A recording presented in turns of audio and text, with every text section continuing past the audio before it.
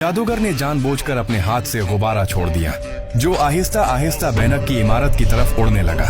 ये मंजर देखकर राहगीर हैरत से आसमान की तरफ देखने लगे और जादूगर ने गमगीन चेहरा बना लिया, जैसे वो बहुत अफसरदा हो। लेकिन अचानक वही गुब्बारा अचानक तेजी से बड़ा होने लगा और आहिस्ता आहिस्ता वापस जादूगर के पीछे आकर रख गया। जादूगर ने हैरानी का मुजाहिरा किया और मुजम्मा में मौजूद लोग हंसने लगे, यहाँ तक कि बीनक के सिक्योरिटी गार्ड्स भी उसके तमाशे में महू हो गए।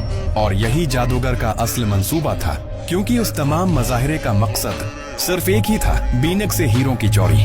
जब जादूगर ने देखा कि तमाम गार्ड्स उसकी परफॉर्मेंस में मशगूल हैं, तो उसने फौरन 2 धुएं के बम फेंके। जैसे ही धुआं छटने लगा तो हैरत की बात यह थी कि जादूगर भी गायब हो चुका था। इसी दौरान गुब्बारे के अंदर जादूगर की झलक दिखाई दी। सब लोग समझे कि जादूगर गुब्बारे के अंदर है, लेकिन दरहकीकत वो सिर्फ एक प्रोजेक्टर के जरिए दिखाया जा रहा होलोग्राफ था।